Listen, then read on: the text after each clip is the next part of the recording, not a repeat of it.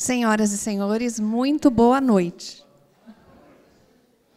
Estamos dando início à abertura do primeiro encontro para capacitação do programa Trabalho, Justiça e Cidadania pela primeira vez em Indaiatuba, promovido pela Associação dos Magistrados da Justiça do Trabalho da 15ª Região, a AMATRA 15, e pelo município de Indaiatuba, que sentem-se extremamente honrados e agradecidos com a presença de todos vocês.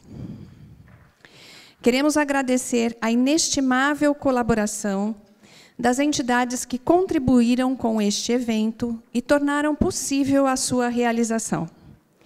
Assim, o nosso muito obrigado pelo apoio da Associação Nacional dos Magistrados da Justiça do Trabalho, a ANAMATRA, do Tribunal Regional do Trabalho da 15ª Região, da Escola Judicial do TRT 15, do Ministério Público do Trabalho em Campinas, da Hyundai Motor Brasil, a parceria com o município de Indaiatuba, através da Secretaria Municipal de Educação, e a vocês, professores e funcionários presentes. Agradecemos a todos por acreditarem neste importante desafio.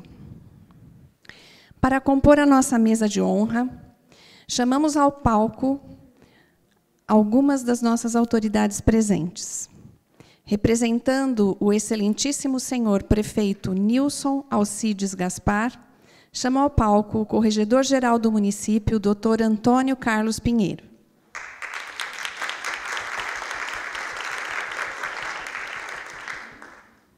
Boa noite. Chamamos também o desembargador do TRT da 15ª Região e diretor da Escola Judicial do TR 15, o doutor Manuel Carlos Toledo Filho. Seja muito bem-vindo.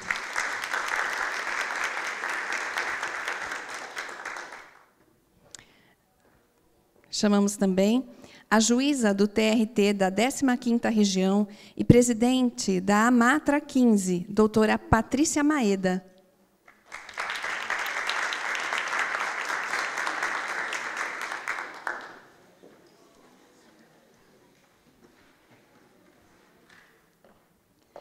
Chamamos ao palco também a secretária municipal de Educação, professora Rita de Cássia Transferetti.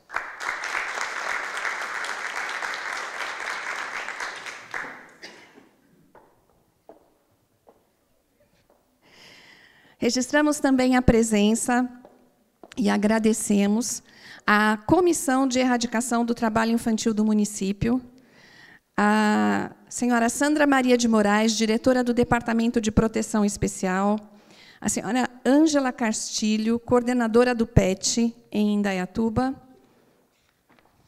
a senhora Camila Maria Aureliano. Neste momento, pedimos a todos que, se puderem, fiquem, por favor, em pé para entoarmos o hino nacional brasileiro.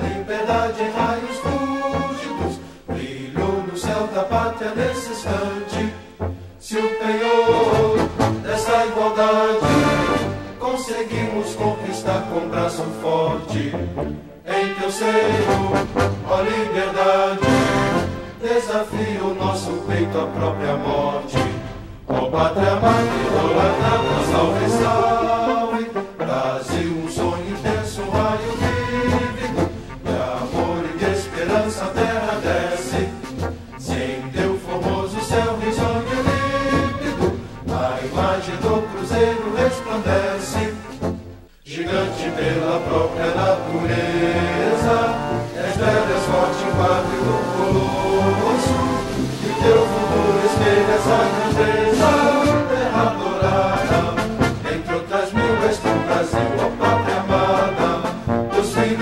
desses soles bons, gente, pátria amada Brasil.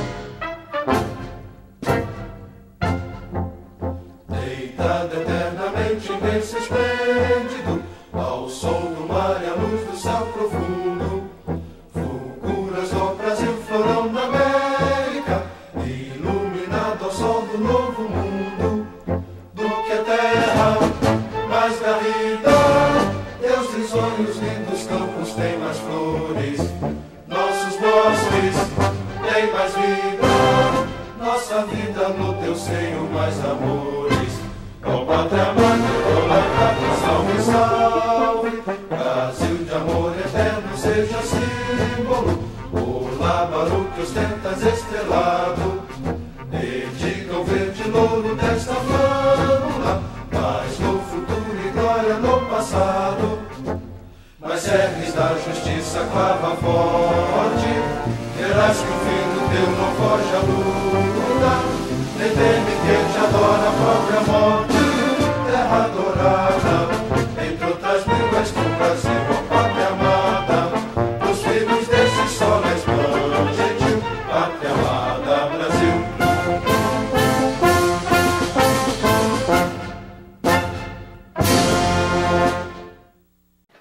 Dando prosseguimento, ouviremos inicialmente o excelentíssimo desembargador do TRT da 15ª Região, Dr. Manuel Carlos Toledo Filho. Boa noite a todos e a todas. É sempre um prazer poder participar das atividades do trabalho de cidadania, porque é uma maneira de nós integrarmos o Poder Judiciário, de um modo geral, e o Trabalho em particular, de uma maneira mais consistente na realidade das comunidades em que nós atuamos.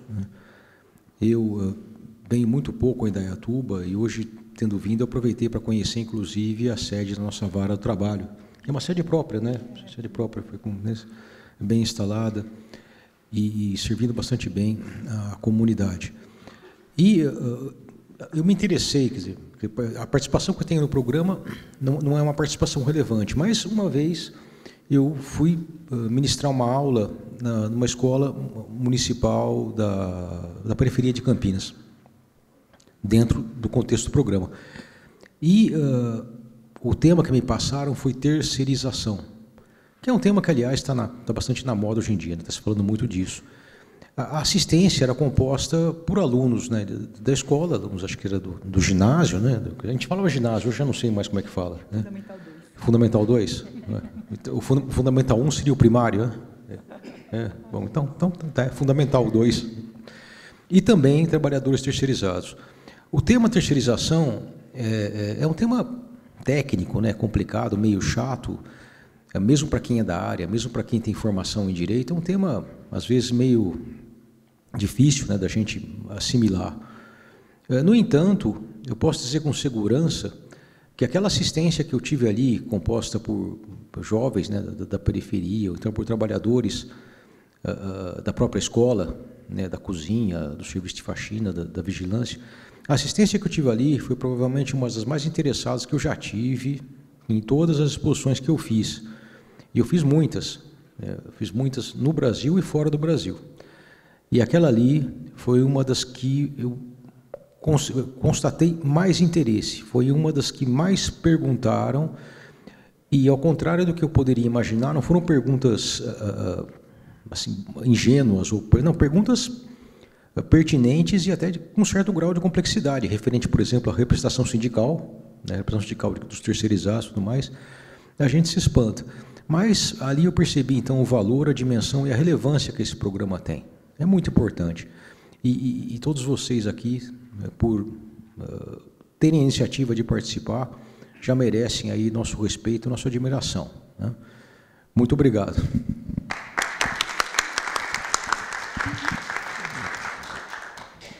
Bom, ouviremos agora a excelentíssima juíza do TRT da 15ª Região, doutora Patrícia Maeda.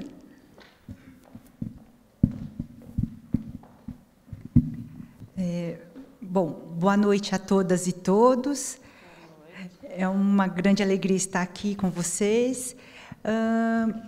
E esse trabalho que a gente vai começar hoje é um trabalho no qual eu acredito muito, porque a cidadania ela só vai ser exercida a partir do conhecimento, e o conhecimento vem com a educação.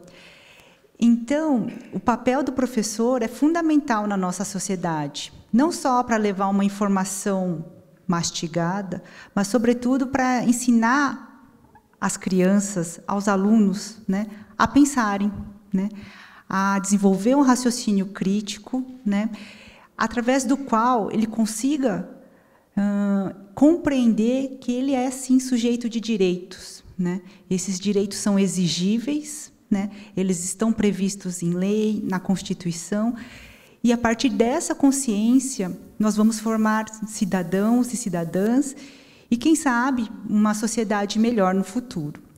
Então, a ideia hoje é dar concretude a um projeto que já existe desde 2005, na ANAMATRA, Associação Nacional dos Magistrados do Trabalho, e, salvo engano, aqui na Matra 15, né, região de Campinas e interior de São Paulo, desde 2009, com frutos muito, muito significativos.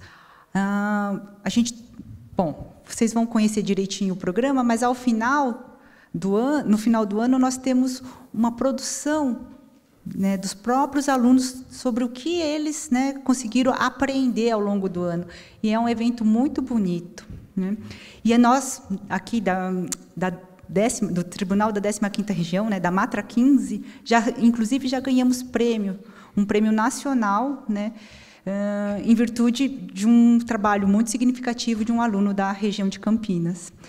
Então, a gente acredita muito, é um trabalho que nós, juízes e juízas, desenvolvemos voluntariamente, além dos nossos afazeres normais, né, do cotidiano, né, audiências, sentenças, etc., etc., porque nós acreditamos nesse projeto, né, e espero que os professores e as professoras, né, consigam tirar suas dúvidas, consigam aprender alguma coisa assim que agregue, né, nessa formação dos próprios alunos, e estamos aqui à disposição, né, para, enfim, depois conversar, tirar dúvidas, e desejo a todos um ótimo semestre letivo, né, com o desenvolvimento desse projeto também.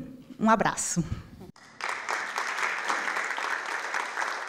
Ouviremos agora a ilustríssima senhora professora Rita de Cássia Transferetti, nossa secretária municipal de educação de Indaiatuba. Boa noite. Eu vou fazer um sacrifício aqui hoje de falar sentada, acompanhando os juízes, né? Porque professor fica em pé e balança os braços, né? Mas eu vou me comportar aqui hoje, quietinha, né? Boa noite, doutor Manuel, seja muito bem-vindo, doutora Patrícia, doutor Pinheiro, não é, que está aqui conosco, a todos vocês. Realmente, para nós, é um dia muito importante, porque, assim como a doutora Patrícia falou, acreditamos muito que o conhecimento é fundamental, não é?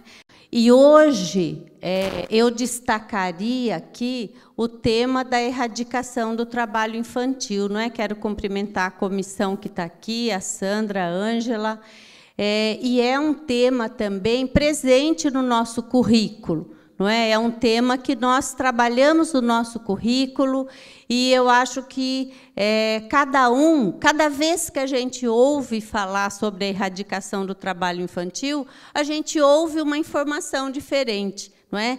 E nós que trabalhamos com crianças, muitas vezes temos dúvidas, sim, não é? Por quê? Porque, mas ajudar a mãe, não é? Mas ajudar um pouco. Então, eu acho muito importante a gente ouvir, não é, de uma forma organizada, de uma forma jurídica até, as questões do trabalho infantil. E aqui na nossa rede, a nossa principal marca, eu acho, não é, Taninha, é a formação continuada. Então, hoje, mais uma noite de formação continuada, e nós temos certeza que essa formação continuada ela vai dar resultado no dia a dia, no nosso trabalho, não é? Então, sejam todos muito bem-vindos aqui ao Bosque do Saber, não é? Que abre os braços para nós essa noite, que a gente tenha uma excelente noite. Obrigada. Ouviremos, na sequência, o ilustríssimo doutor Antônio Carlos Pinheiro, corregedor-geral do município, que, nesta ocasião, está representando o excelentíssimo senhor prefeito. Quero cumprimentar o desembargador Manuel Carlos, na pessoa de que eu cumprimento todos os juízes aqui presentes, os juízes do trabalho. Cumprimentar a nossa secretária Rita, estendendo os cumprimentos aos professores e todos os participantes da educação invejável de Indaiatuba. Para mim é motivo de muita honra, muita alegria poder aqui representar o nosso prefeito Gaspar. Ele me pediu que viesse aqui para representá-lo, porque ele se interessa pelo tema e pediu também que amanhã eu conversasse com ele a respeito do que aconteceu aqui. Então, é o interesse dele por esse convênio, por esse projeto. Indiscutivelmente, já se falou aqui, que qualquer projeto que se queira ter sucesso tem que passar pela educação. E não tenho dúvida que, mais ainda, projeto que objetiva a cidadania, o conhecimento de ética, disciplina, é bem-vindo. E nós temos aqui motivo para agradecer à Matra, que faz esse trabalho, como diz a doutora, de forma voluntária, e nós temos que aproveitar. Eu vim aqui hoje também para aprender um pouco, não só o conhecimento jurídico, mas, sobretudo, o conhecimento visando a cidadania. Por isso que o meu entusiasmo é grande, e vamos aproveitar o tempo, não vou me alongar, e eventuais aplausos eu passo para a Matra, que está aqui presente na cobertura desse evento. Muito obrigado. Agradecemos muito às autoridades que honraram a nossa abertura. Convido vocês a fazerem parte da nossa plateia, para que nós possamos começar, então, com as palestras. A nossa primeira palestra, então, acontecerá com a doutora Adriene Sidney de Moura David, para ministrar, que ministrará a palestra Combate ao Trabalho Infantil. A doutora Adriene é juíza titular do trabalho da 2ª Vara do Trabalho de Piracicaba, foi diretora de Direitos Humanos e Cidadania na Matra 15 e coordenadora do Programa Justiça e Cidadania no biênio 2015 a 2017. Com vocês, a doutora Adriene.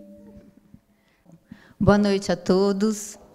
Como foi dito, não é a primeira vez que eu participo e isso aumenta muito a minha responsabilidade. Agora, eu não posso deixar de registrar que a gente sempre fica um pouco nervoso. Eu sempre fico um pouco nervosa diante de uma plateia assim tão importante, formada por professores de Indaiatuba. E, como foi dito aqui, como é um programa de permanente capacitação e aperfeiçoamento, talvez muita coisa do que eu vá dizer aqui já seja do conhecimento dos senhores. Mas é sempre bom um novo olhar, um novo questionamento, e aquela história de que é importante que nós criemos hábitos. E o hábito de se comportar de determinada maneira só vem quando nós insistimos no assunto, né? E por falar, e assim, falando já do tema do trabalho infantil, eu vivenciei isso na minha família, porque de tanto que eu conversava e falava sobre trabalho infantil com os meus filhos, Certa vez, passando em um supermercado, meu filho, que na época tinha 10 anos, hoje ele tem 14, ele falou assim, mas mamãe, você vai fazer compras nesse supermercado? Eu falei, vamos, filho, a gente está passando aqui, a mamãe esqueceu de comprar fruta, que tal coisa. Ele falou, mas não pode, mãe. Aqui tem trabalho infantil, tem essa menininha de 10 anos que trabalha com o empacotamento das mercadorias. E eu pensei, nossa, de tanto ele ouvir de falar do trabalho infantil, que é proibido, e do prejuízo que traz, ele, aos 10 anos, chamou a minha atenção. Porque, muitas vezes, a gente não enxerga o trabalho infantil. Talvez a gente enxergue o trabalho infantil nas piores formas, que é o que vem na televisão, nas reportagens, daquela criança que trabalha em carvoaria, daquela criança que é submetida à escravidão. Mas a gente deixa de perceber o trabalho infantil que está no nosso dia a dia, que é aquele que está presente numa viagem que a gente faz de turismo, no trenzinho da cidade, quando a gente vai dar um passeio, tem lá um menininho falando, olha, aqui a casa de fulano, não sei o que lá. A gente nem enxerga esse trabalho. No supermercado mesmo a gente não enxerga, nas lojas, quando a gente vê uma família trabalhando, o trabalho artístico, no futebol. Às vezes a gente não enxerga o trabalho infantil. Então é preciso também esse novo olhar. Claro, a gente precisa combater o trabalho infantil nas piores formas. Mas toda forma não é bem-vinda. Qualquer forma de trabalho infantil não é bem-vinda. Então, assim, é preciso ter esse olhar atento para o trabalho infantil que acontece no nosso dia a dia. Bom, e o nosso colega José Roberto Dantas Oliva, que é uma sumidade no assunto, ele gentilmente cedeu os slides para que eu trouxesse para vocês. E eu já digo logo que ficará à disposição também para que os senhores utilizem na sala de aula. Deixa eu passar aqui. Por aqui dá para ir? Bom, primeiro de tudo, vamos identificar aqui o trabalho infantil. Talvez sejam dados que os senhores já conheçam, mas é sempre boa essa atualização numérica, né? Hoje nós temos 152 milhões de pessoas submetidas ao trabalho infantil. São pessoas de 5 a 17 anos, e sendo que desses 152 milhões de pessoas, 73 milhões em suas piores formas, que são aquelas formas relacionadas a tráfico de drogas, trabalho escravo, prostituição infantil. Olha, é um número alarmante. Isso, dados já de 2017. Porque, agora, aproveitando aqui até uma colocação da Patrícia, que a nossa Associação Nacional dos Magistrados, ela pede para que a gente passe a ressaltar que o trabalho infantil ele se relaciona também com o racismo. E você tinha falado? E trabalho escravo. É importante fazer esse link entre trabalho escravo, racismo e trabalho infantil, porque as pessoas que mais se sujeitam a isso acabam sendo as crianças, que não têm nem voz, muitas vezes, para reivindicar os próprios direitos. E o trabalho, nas suas piores formas, também relacionado, e muitas vezes esse trabalho escravo está relacionado a situações de trabalho na zona rural, relacionado a agrotóxicos. Também, se nós consultarmos a página do Ministério do Trabalho, das fiscalizações que eles fazem, geralmente, quando se verifica o trabalho infantil, se verifica também o trabalho escravo, e a questão do racismo também relacionada ao tema. Tá aí, olha, mais um elemento para reflexão quando falamos nas piores formas.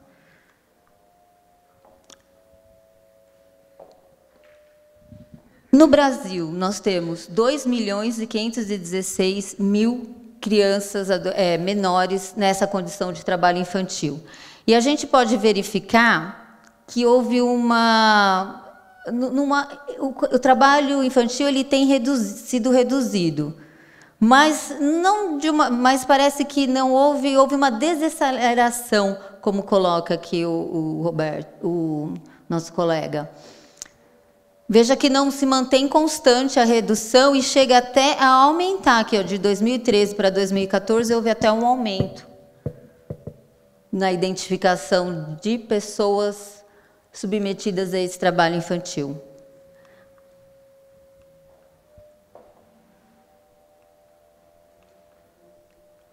Agora, é preciso também registrar que houve uma alteração na metodologia e deixou de contar aquelas crianças que trabalhavam para o próprio consumo. E se nós considerarmos essas crianças que trabalham para o próprio consumo, que estão realmente trabalhando, eu tenho que somar mais 1.800.000 pessoas. Eu sempre falo pessoas, porque crianças são pessoas. Eles têm direito, acima de tudo, eles têm direito. E onde está o direito deles? Na Constituição Federal. Se os senhores quiserem anotar, acho que os senhores já têm conhecimento, o artigo 227 da Constituição Federal. O que ele coloca ali? Que é dever da família, da sociedade e do Estado. Então, quer dizer, não é só o Estado. Todos nós temos esse dever de assegurar a criança, o adolescente e o jovem com absoluta prioridade. É o princípio, aqui está incerto o princípio da proteção integral. Ela tem prioridade absoluta. O direito e a proteção integral. Por quê? Porque ela tem direito à vida, à saúde, à alimentação, à educação, ao lazer, à profissionalização, à cultura, à dignidade, ao respeito, à liberdade e à convivência familiar e comunitária.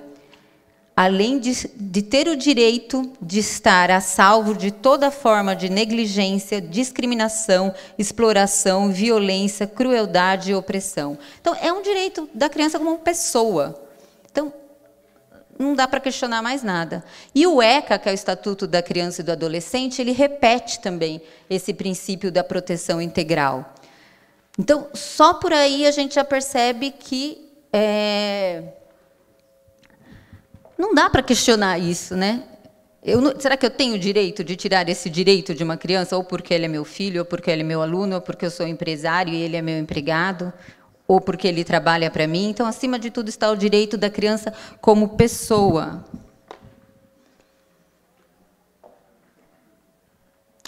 Bom, e onde está o aluno que não foi à escola? Isso é importante. Não sei se os senhores se existem programas para identificação dos alunos que não vêm à escola, programas de combate à evasão escolar. Geralmente, esses alunos estão trabalhando. Porque se trabalha, não conseguem ir para a escola, porque ficam cansados, eles não têm a mesma resistência física de um adulto. E se ele está fora da escola, ele não tem conhecimento suficiente para ser o quê? Um cidadão e reivindicar seus direitos, e conhecer seus direitos, como bem pontuou a Patrícia no começo. E aí vamos abordar um aspecto do trabalho infantil, que é o de pior constatação, que é o trabalho doméstico, aquele que fica oculto, porque fica dentro das casas. Difícil você...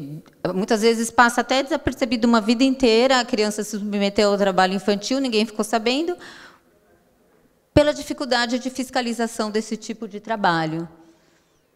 E porque também a gente se acostuma com isso. O trabalho doméstico ele é proibido para menores de 18 anos. Mas quantas babás, quantas pessoas que trabalham na limpeza de casas não têm menos de 18 anos? A maioria são mulheres e na faixa etária de 16, 17 anos, que trabalham cuidando de outras crianças e fazendo a limpeza das casas. E muitas são do nosso conhecimento. Nós conhecemos, mas também é um tipo de trabalho que não chama tanta atenção. Às vezes você vê aquela acompanhante de uma criança novinha, adolescente, mas não choca. A gente acostuma, parece, né? Que a gente se acostuma com isso. Agora, é claro que existem as situações extremas que daí chamam a atenção. Essa é um anúncio que foi feito de um casal que precisava adotar uma menina de 12 a 18 anos para cuidar de um bebê de um ano, morando no lugar e para cuidar da criança, de outra criança. E aqui é trazido também o artigo 248 do ECA, que ressalta isso. Não existe essa condição de se ter alguém na sua residência para trabalhar para vocês, para a pessoa que se propõe, sob a forma de guarda, ou como se fosse seu filho, porque isso a gente ouve um pouco também. A pessoa diz assim, mas ela veio morar comigo para cuidar do meu filho, mas teve de tudo. Teve festas de aniversário, teve educação. Eu me lembro quando eu trabalhei em Barretos, há muitos anos, que a menor pediu o vínculo de emprego, o reconhecimento de vínculo, e o empregador, que não se considerava um empregador, entendia que tinha feito muito por ela e juntou todas as fotos dos aniversários, demonstrou que ela frequentava boas escolas, tá, mas e o direito dela de não trabalhar, de não se submeter àquela situação, de brincar, de estudar, de ser livre? É um direito dela. Então, isso não justifica dizer que eu propiciei festas, era como se fosse uma filha minha, mas trabalhava. Isso é proibido. Aqui também nós chamamos a atenção aqui a divulgação de procura de trabalhadores por meio do Facebook. Olha, ainda destaca-se que, se for menor de idade, pretendo pôr na escola para estudar, levar e buscar, cuidar como filha. São anúncios que chocam, né? Mas é a realidade. E o trabalho infantil artístico? Eu não sei se os senhores tomaram conhecimento desse episódio. Nessa pré-estreia da peça Memórias de um Gigolô, houve uma crítica ao juiz Flávio Breta Soares porque ele proibiu o trabalho de 2 menores que integravam a peça. Ele proibiu porque o conteúdo, ele achou que ele poderia interferir no desenvolvimento psicológico das crianças. Havia um roteiro inadequado para crianças, o conteúdo, o tema da peça. Mas veja, quando o Miguel Falabella faz a crítica, olha o que ele submete os artistas mirins. Ele expõe mais ainda os artistas. Já não bastava a exposição a que eles se submetiam por reproduzir questões que não eram adequadas para a idade deles. Por isso que o juiz havia proibido. Mas, olha, ao fazer o protesto pela proibição, ele expõe ainda mais aquelas crianças. E é importante destacar aqui, até em relação ao trabalho desenvolvido no esporte, o trabalho dos jogadores, que às vezes não é nem um desejo da criança. É o pai, a mãe que incentiva, pensando no lado financeiro, principalmente quando nós falarmos aqui da atividade desportiva. Mas, muitas vezes, aquela criança está sendo submetida a um sofrimento pela submissão a jornadas extensas, a decorar, aqui no caso, a decorar um texto. Será que ela não preferiria estar na escola, estar brincando com as amigas, fazendo outras atividades para o seu desenvolvimento? Então, qual é a atuação do juiz aqui? Verificando haver excessos ou o comprometimento do desenvolvimento integral da criança, ele proibiu o trabalho artístico. E é um trabalho que também não chama a nossa atenção. A gente assiste programa na televisão, novela, filme. Muitas vezes tem a criança ali e a gente não sabe o que ela passou.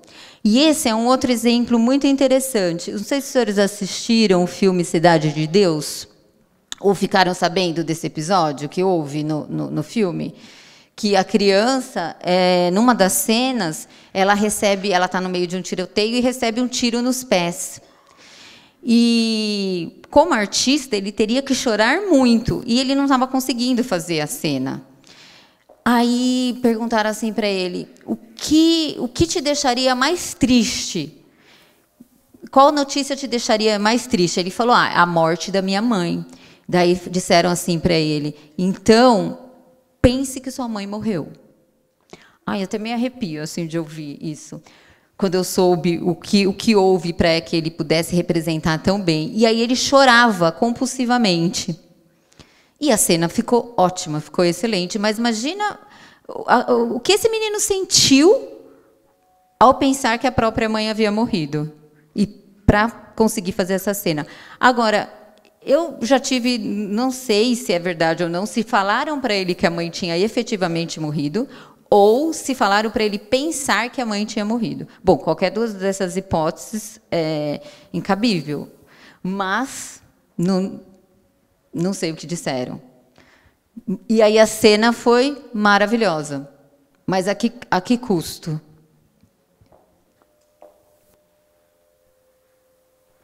E aqui esse slide traz algumas outras situações de eventos artísticos onde havia submissão de menores, de crianças e adolescentes à situação não adequada de trabalho, de forma a comprometer o seu desenvolvimento integral.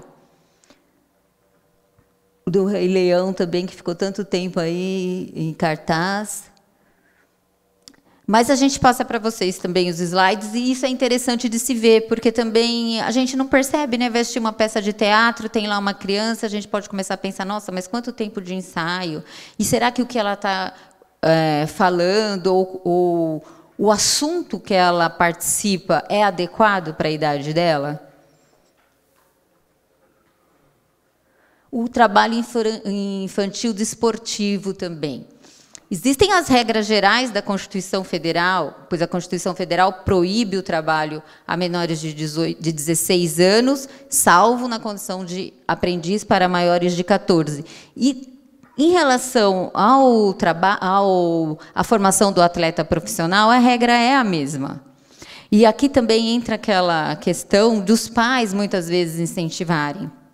E, num dos textos que eu li a respeito,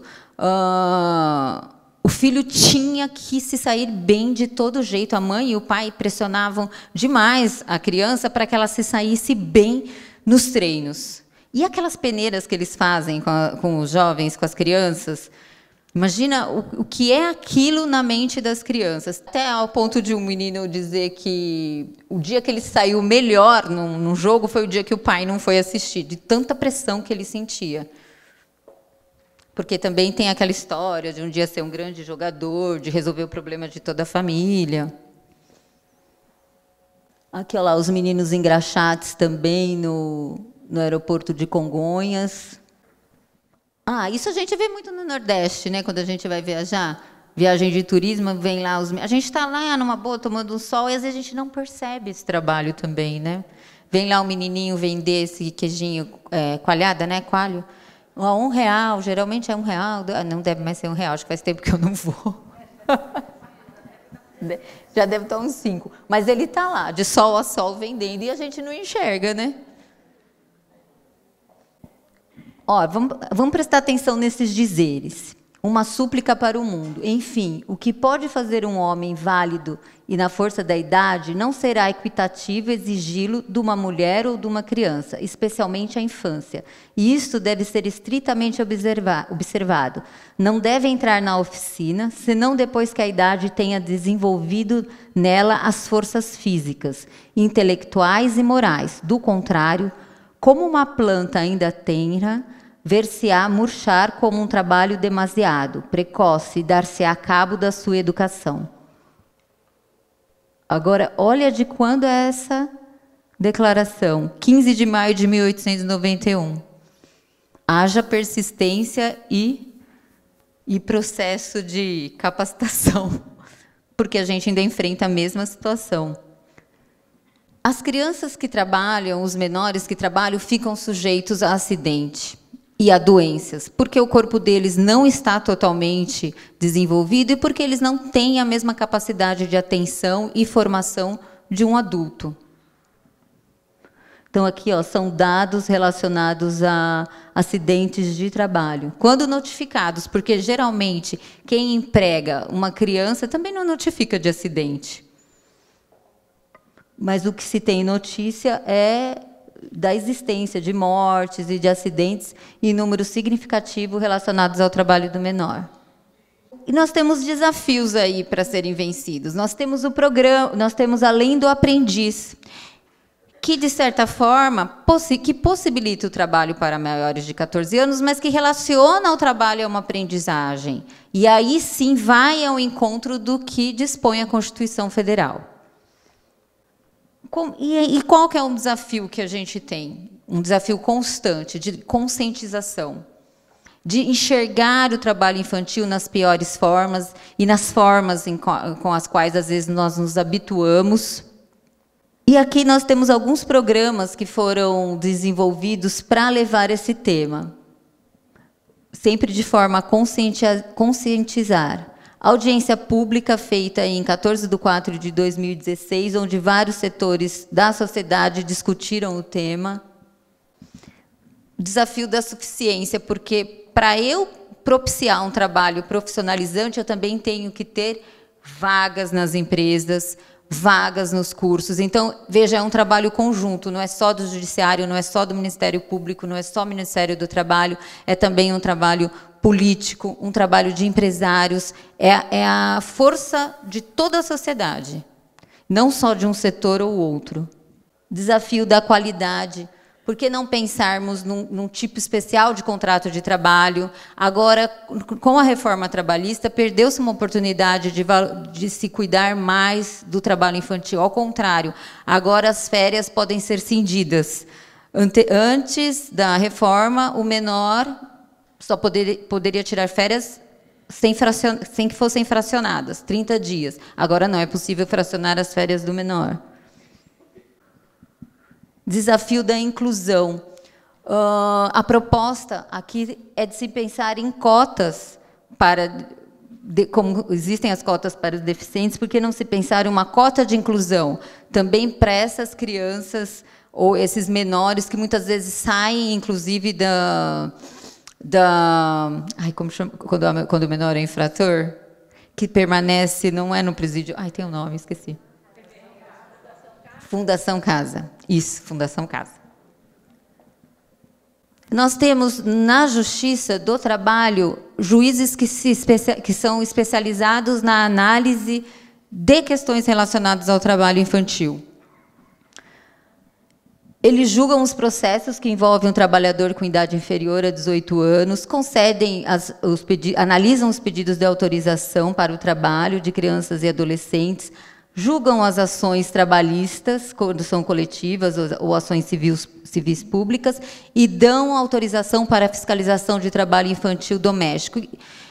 E esse juiz ele acaba tendo essa especialidade e esse foco para algo que é tão importante, que precisa, então, de uma atenção especial. Aqui na 15ª nós temos também, como uma forma de promoção da conscientização, foi feito um curso de capacitação de conselheiros tutelares e assistentes sociais em 2016, com a parceria de várias entidades. Porque, como nós dissemos, é um conjunto de ações, não adianta a atuação separada da escola, do governo ou do órgão do judiciário. A inclusão de cláusulas relacionadas ao combate ao trabalho infantil quando os sindicatos negociam. Também é uma ideia importante, de se realçar a importância do combate ao trabalho infantil e de se deixar explícito nas cláusulas a sua proibição. Aqui é só uma referência a pessoas importantes e reconhecidas na sociedade que também levantam a bandeira do combate ao trabalho infantil. Aqui é uma campanha também contra o trabalho infantil, desenvolvida pelo nosso tribunal. E aqui são também a divulgação dessa forma de conscientização. Só vou colocar agora, tem mais 3 slides, só para encerrar. Mito, olha lá. É melhor a criança trabalhar do que ficar na rua exposta ao crime e aos maus costumes. A verdade, o trabalho não é salvo-conduto de não envolvimento com o crime. Crianças e adolescentes que trabalham em condições desfavoráveis pagam com o próprio corpo. Quando carregam pesos excessivos, são submetidos a ambientes nocivos à saúde, vivem nas ruas ou se entregam à exploração sexual. O trabalho tem que ser considerado um fator positivo no caso de crianças que, dada a sua situação econômica e social, vivem em condições de pobreza e de risco social. Isso é um mito. A verdade, tal pensamento implica a perpetuação da pobreza daquela família, além de discriminação. Quando a família se torna incapaz de prover seu próprio sustento, cabe ao Estado e à sociedade apoiá-la e não a criança. É interessante trabalhar com esses mitos e tentar quebrá-los, né, em sala de aula, com reflexão. Eu acho importante, por isso que eu quis trazer para vocês. Agora, tem um outro dado também, só para já finalizando, que é o seguinte: às vezes a gente associa o trabalho infantil à pobreza, mas também existe aquele trabalho infantil que é até incentivado e aí não é desenvolvido por crianças que estão abaixo da linha de pobreza, porque ele é incentivado para o consumo. Então, a criança começa a trabalhar porque ela quer comprar um celular, ela quer comprar um tênis, e os pais acabam incentivando. E aí pode cair em toda essa situação prejudicial ao desenvolvimento. Então, não é só a criança pobre que trabalha. A criança que tem uma situação melhor também é levada ao trabalho porque é incentivada pelo consumo. Foi rápido. Não sei se passei alguma mensagem nova, os senhores já vêm conversando sobre esse assunto, mas é sempre bom refletir e criar o hábito. Obrigada por prestarem atenção, obrigada pela ajuda dos slides e gostei muito de estar aqui com vocês.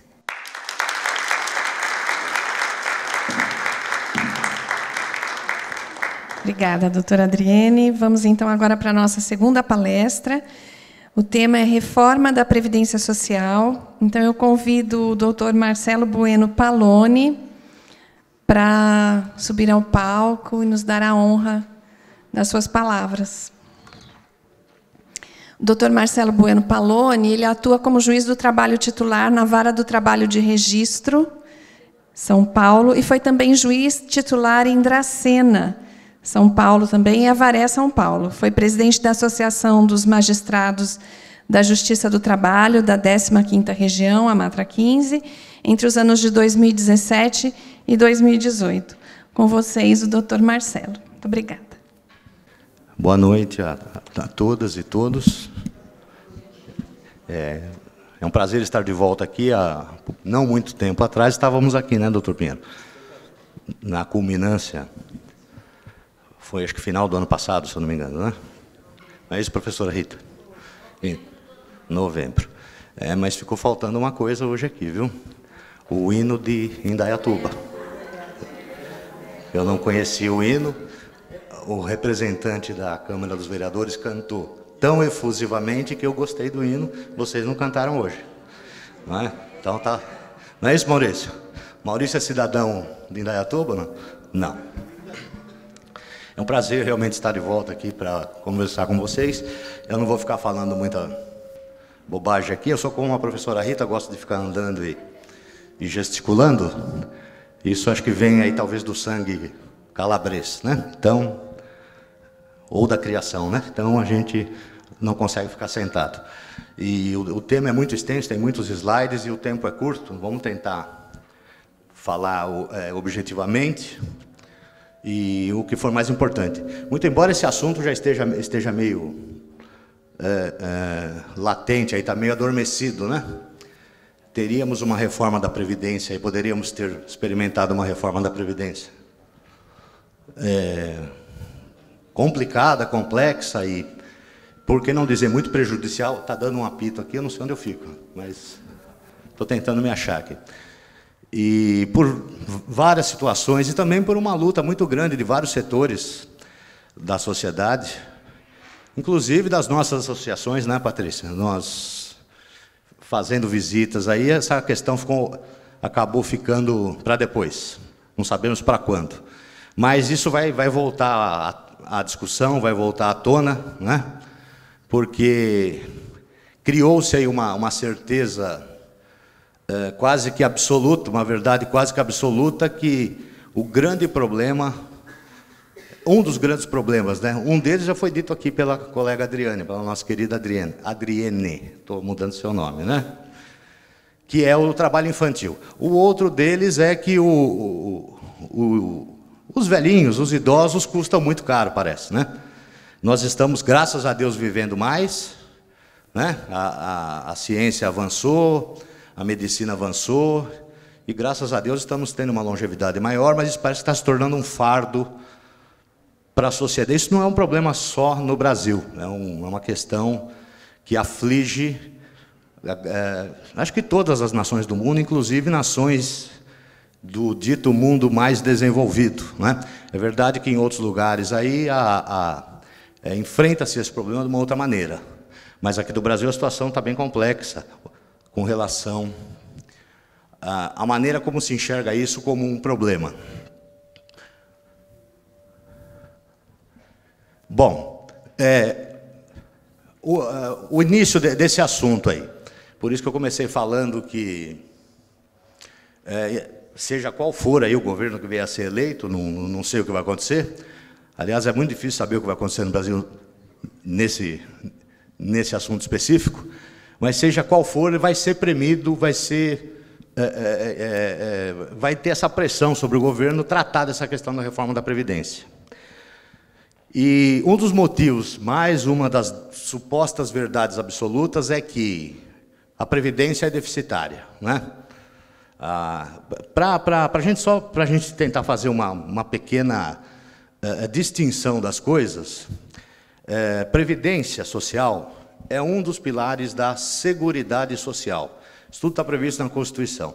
A Seguridade Social, ela inclui a Previdência Social, que é, como o nome sugere, né? É uma previsão para que na nossa velhice, na nossa melhor idade, tenhamos uma renda que nos possibilite uma vida digna. Temos a assistência social. A Previdência, ela prevê, basicamente, contribuição e depois retribuição. Pagamos para depois receber, né? A assistência social, não necessariamente. A assistência social, o nome também sugere, se prevê a assistência, a ajuda àquele que não pôde contribuir, por motivos vários. Deficiência, doença, morte de um dos componentes da renda familiar, o cônjuge, o marido, a esposa, e por aí vai. E, às vezes a pessoa falece muito jovem, portanto não contribuiu o suficiente. Então, o trabalhador rural é uma outra grande questão que nos confunde. O assunto é bastante complexo, por isso que nos manipulam, né? Vou tentar, dentro do que eu sei também, porque não tenho conhecimento profundo sobre isso, mas dentro do que a gente vivencia no nosso dia a dia, vou tentar desfazer alguns mitos, hoje é o dia de desfazer mitos, né, Adriane? Alguns mitos que eles propagam para nós na mídia. Um deles é essa questão do rural. A aposentadoria do trabalhador rural, ela é extremamente deficitária. Contribui-se muito pouco pelo que se tem que pagar. Mas isso nós escolhemos fazer lá na Constituição de 1988, porque o trabalhador rural nunca contribuiu. Aí o nosso constituinte lá de 88, talvez muitos daqui nem tinham nascido ainda, né? Ela já tem 30 anos, né? E ali o constituinte, falando, né, em nome da sociedade brasileira, entendeu que deveríamos dar um amparo, uma assistência ao trabalhador rural, que durante anos trabalhou para desenvolver o país. O nosso país ele tem um desenvolvimento muito arrimado, fundado na produção agrícola, ainda hoje, né? E essas pessoas que trabalharam para construir, para contribuir com a nossa economia, com o nosso sustento, né? Senão não temos a questão mais simples, né? Como se canta em muitas músicas sertanejas, né? Aqui em Indaiatuba gostamos bastante de música sertaneja, não é isso? É bom, né, doutor Pinheiro? Canta-se muito a terra, né? A produção, né? O homem do campo que produz o alimento para que possamos suprir a nossa necessidade e de nossas famílias. Esse pessoal não tinha contribuição de nada, se aposentava simplesmente sem ter um amparo qualquer, né? Se ficasse doente, quer dizer, não foi formado um fundo, embora não tenhamos também para quem o trabalhador urbano também não tem esse fundo, deveria ter, mas não tem, para que depois de um certo tempo, depois de uma certa idade, o trabalhador rural pudesse receber a sua aposentadoria. Mas o Constituinte de 88, ele entendeu por bem que a sociedade ia custear isso. Então, onde eu quero chegar com esse discurso? Não dá para a gente pegar o déficit do trabalhador rural e querer jogar para o professor, para o servidor público, para o trabalhador, não é? Porque são regimes diferenciados. Mistura-se tudo e, hoje em dia, a gente só pensa, os que nos governam só pensam na questão puramente econômica e financeira. Claro que isso é importante, do couro que sai a correia, já diz um antigo ditado, né? É necessário que tenha, não adianta a gente propagar o melhor dos mundos, se não tem como suprir, como oferecer isso. Mas é importante que a gente eleja prioridades, até para o que nós vamos pagar, os nossos impostos, as nossas arrecadações, né? A gente quer pagar imposto para quê? Porque nós, sem pagar imposto, não temos Estado organizado, isso não tem como, né? Nós queremos pagar o quê? Para pagar juros de dívida ou para garantir uma paz social, uma aposentadoria digna, uma educação eficiente, um sistema de saúde decente? É isso que nós temos que pensar, inclusive na hora de votarmos. Aí eu não vou aqui fazer, nem posso, né, na condição do juiz, mas tampouco como cidadão não vou fazer apologia qualquer a partido ou a candidato. Estou falando de modo geral. Estou fazendo uma apologia a ideias, né? Nós temos que pensar nisso. Claro que tudo isso custa dinheiro, né? Saúde, serviço de saúde custa dinheiro. Se nós transformarmos isso em mercadoria, compra mercadoria quem tem dinheiro, não é isso? Trazendo para a saúde, compra a saúde ou paga a saúde quem tem dinheiro. E quem não tem, se o Estado não prover, não tem, vai ficar sem, não é? A Previdência é uma situação semelhante. Bom, voltando, daqui a pouco o Delmar já vai me levantar a plaquinha, eu nem passei do segundo slide. Então, o que se propaga? O déficit da Previdência.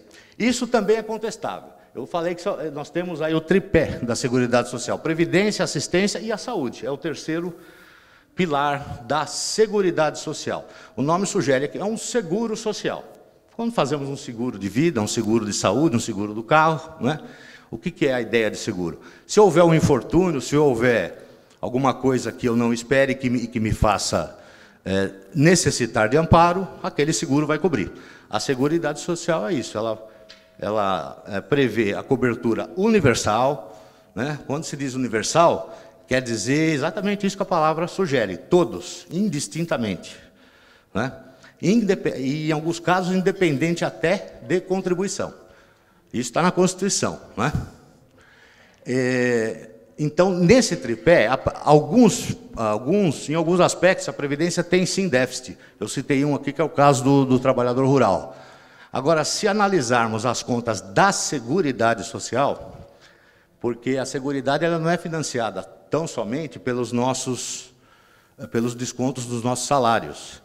A Seguridade Social, que inclui a Previdência, a Assistência à Saúde, ela é financiada por vários outros impostos que tem um montante de recolhimento vultoso: o PIS/COFINS, a contribuição social sobre o lucro líquido, concursos de prognósticos. Acho que vocês já ouviram falar isso, né? Boa parte do que se arrecada com concurso de loteria, Sena e por aí vai, tem como destinação obrigatória, ou deveria ter, a Seguridade Social.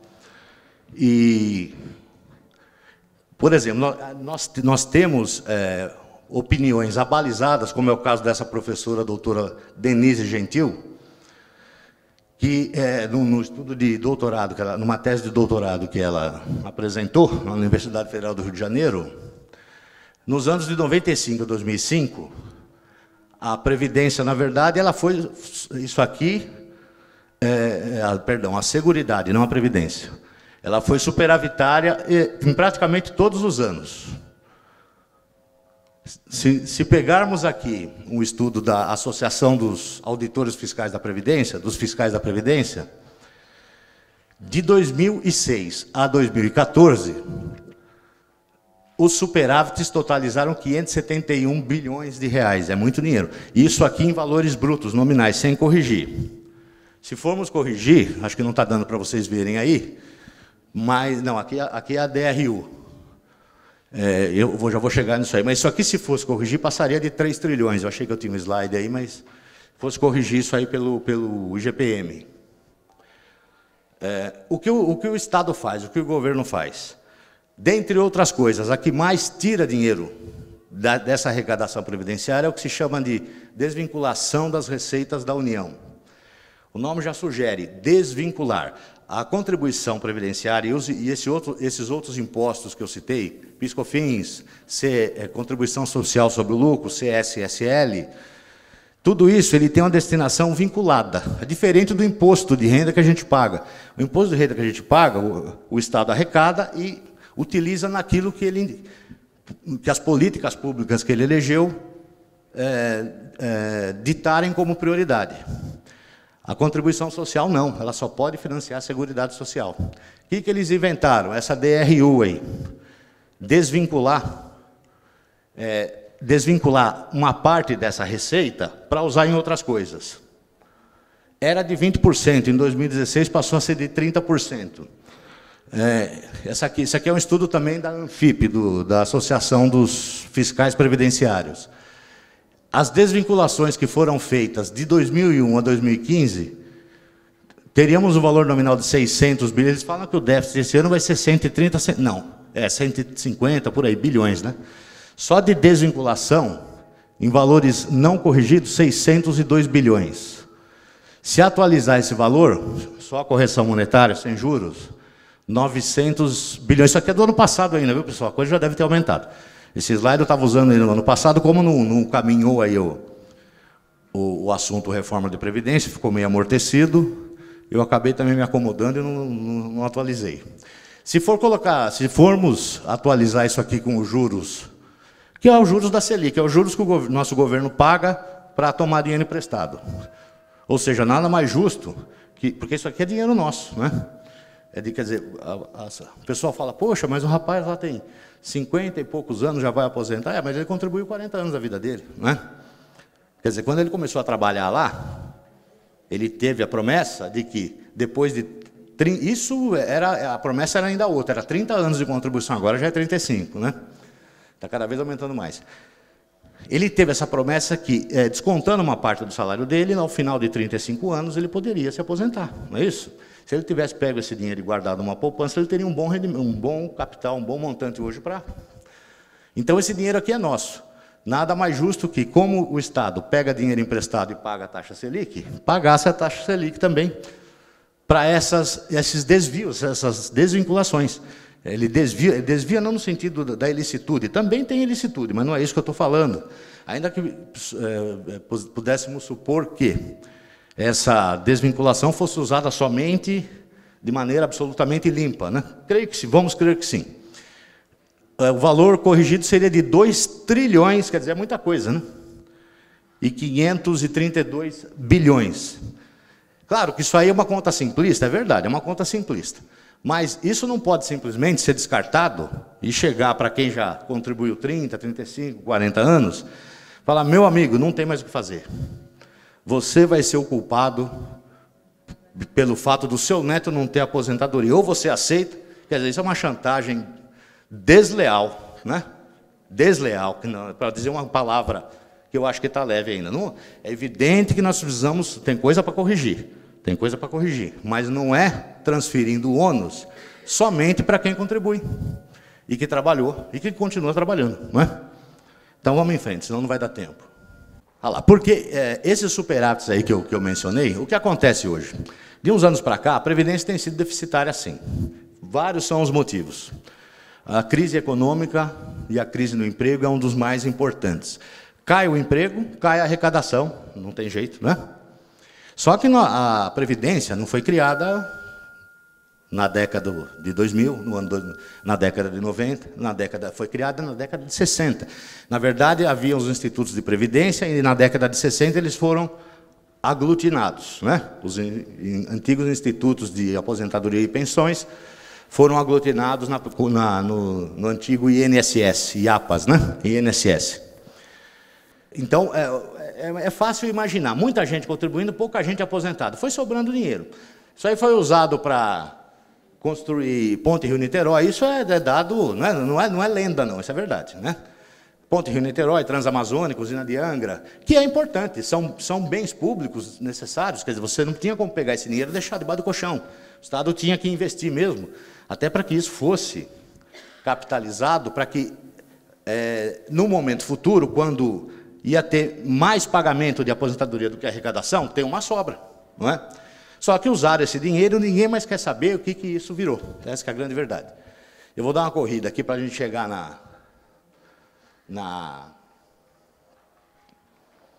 na parte da reforma. Teve uma auditoria, uma CPI dessa reforma previdenciária, foi presidida pelo senador Paulo Paim. Para vocês terem uma ideia, isso são estimativas de pessoas abalizadas. São economistas, doutores, pós-doutores, pessoal que trabalha no Sindicato dos Fiscais Previdentes, trabalha com isso dia a dia. Podem até ter uma tendência, mas tendência todos têm, mas são dados comprovados por números. Há uma estimativa ali de que esse dinheiro que foi arrecadado, esses superávites aí desde 60, 70, 80, hoje montaria, se corrigido, seria um montante superior a 8 trilhões de reais. Quer dizer, era muito dinheiro que era para ter aí. Né? Que era para estar. Obviamente que esse dinheiro não ia poder estar. O papel, o dinheiro perde valor, passamos aqui já por plano Collor, né? Por várias situações, a gente sabe como é que funciona. Mas isso tinha que ter uma contabilização, principalmente com essa questão. Olha, foi construída a Ponte Rio-Niterói. Aquilo é um patrimônio público, só que foi custeado com o nosso dinheiro da Previdência. Então, precisaria ter um reconhecimento contábil de que aquele dinheiro nos é devido. Para que hoje a gente não ficasse querendo pagar, simplificando. Qual é a ideia hoje? Pagar o aposentado de hoje com quem está na ativa hoje. Isso não vai ser possível mesmo, pessoal. Porque a tendência é que a população só será possível se a gente começar a esticar a aposentadoria o quanto mais possível na idade. Ou se quiserem nos matar a nós velhinhos, já que já estamos velhinhos, assim, somos, né? Para a gente não viver e não receber, porque, do contrário, não é possível. A tendência é a população envelhecer e a parcela da população jovem que trabalha e produz não vai acompanhar esse crescimento, né? Numérico. Só que nós já contribuímos lá há vários anos. É isso que a gente deve entender quando a gente for debater, seja nas salas de aula, os professores. Aqui, os senhores somente, o público é só crianças, não é o EJA. EJA também, Eles têm muito interesse nisso, porque são pessoas que, em muitas situações, estão em vias estão necessitando de benefício ou em vias de obter, não é isso? E, às vezes, a pessoa acha que, realmente, ele é o culpado de tudo, quer dizer, que, não é? E a coisa não é bem assim, não é? Deixa eu ir rapidamente para... Bom, eu vou entrar rapidamente, dar uma ideia aí do que se propunha com essa PEC 287, a proposta de emenda constitucional que tratava da reforma da Previdência. Aqui, na verdade,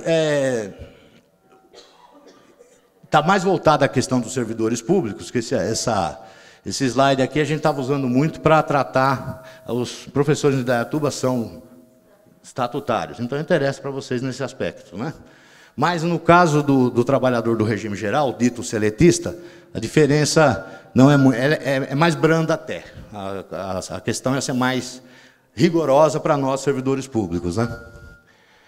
Eu vou falar rapidamente, de cabeça mesmo, que eu me lembro, porque senão não vai dar tempo.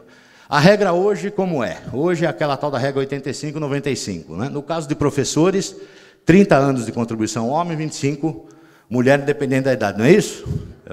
Isso hoje. De contribuição no magistério. Tem que ser do magistério. Senão, não pode ser a contribuição de outras atividades do regime geral. Senão, entra na regra 85-95. O que vem a ser essa regra? soma-se a idade com o tempo de contribuição. Para a mulher tem que dar 35, para a mulher tem que dar 85, para o homem tem que dar 95. Então, a mulher com 30 anos no mínimo de contribuição e 55 de idade, perfaz 85. Esse ano, viu, pessoal, que 2019 já é 86, já vai aumentar um ano aí, né? Se não mudar, né? E o homem é 95, 60 de idade e 35 de contribuição. Se tiver 30 e 25 no magistério, homem e mulher, aposentam-se independente da idade, certo? Com a regra proposta, foi feita uma proposta lá no final de 2016, começo de 2017, que depois ela foi piorada pelo substitutivo do deputado Arthur Maia, se eu não me engano, não me falha a memória quanto ao nome. Ia se introduzir um outro mito que eles sempre alegam. O trabalhador brasileiro é o único que não tem idade para aposentar. Tem sim, tem idade para aposentar. Essa regra do 85 e 95 é uma regra de idade. A diferença é que, no caso da mulher, tem que dar 85. 30 anos de contribuição, mais 55 de idade, 85. Se a mulher começou mais cedo e passa dos 30 anos, cada ano que ela contribui, além dos 30, exclui um da idade. Então, acaba fazendo uma compensação, mas porque ela contribuiu, né, de qualquer maneira, ao limite da idade. E o mesmo raciocínio para o homem, 60 de idade, 35 de contribuição.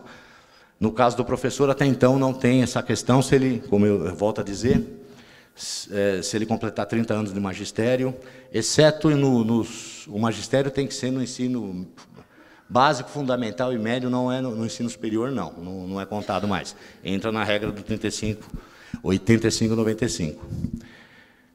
Com a entrada da emenda, da possível emenda, aí se ela viesse a ser aprovada na maneira como foi proposta ultimamente, acabaria essa